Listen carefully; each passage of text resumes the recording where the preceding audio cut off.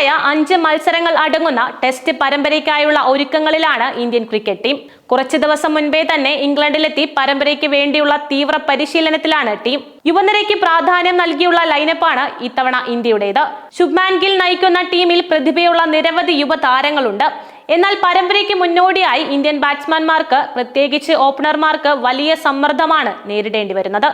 ആതിഥേയർ എന്ന നിലയിൽ പരമ്പരയിൽ ഇംഗ്ലണ്ടിനാണ് മുൻതൂക്കമെന്ന വിലയിരുത്തലുകൾക്കിടെ ടീമിന്റെ തയ്യാറെടുപ്പുകൾ നിർണായകമാവുകയാണ്.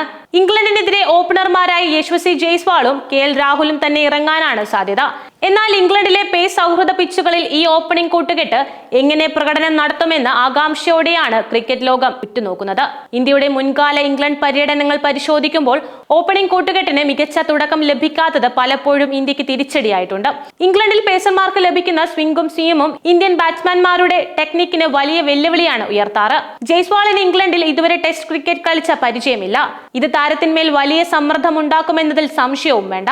ഇംഗ്ലീഷ് സാഹചര്യങ്ങളുമായി എത്രത്തോളം വേഗത്തിൽ പൊരുത്തപ്പെടാൻ താരത്തിന് കഴിയുമെന്നത് പ്രധാനമാണ്. പേസിനെയും സ്വിംഗിനെയും ഫലപ്രദമായി നേരിടേണ്ടത് അദ്ദേഹത്തിന്റെ കരിയറിലെ ഒരു നിർണായക ഘട്ടമായി മാറും. വിക്കറ്റ് കീപ്പർ, ബാറ്റ്സ്മാൻ എന്ന നിലയിൽ രാഹുലിന്റെ സാന്നിധ്യം ടീമിന് കരുത്ത് പകരുമെങ്കിലും ഇംഗ്ലണ്ടിലെ സാഹചര്യത്തിൽ ഓപ്പണിംഗ് സ്ഥാനത്ത് അദ്ദേഹത്തിന്റെ സ്ഥിരതയും നിർണായകമാണ്. ഇംഗ്ലണ്ട് ലയൺസിനെതിരായ സന്നാഹ മത്സരങ്ങളിൽ ഇന്ത്യ A ടീമിനായി യശസ്വി ജയ്സ്വാൾ കളിച്ചിരുന്നു.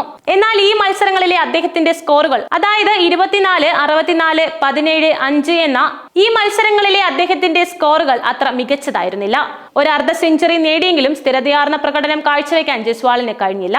ഇത് അദ്ദേഹത്തിന്മേലുള്ള സമ്മർദ്ദം വർദ്ധിപ്പിക്കാൻ കാരണമായിട്ടുണ്ട്.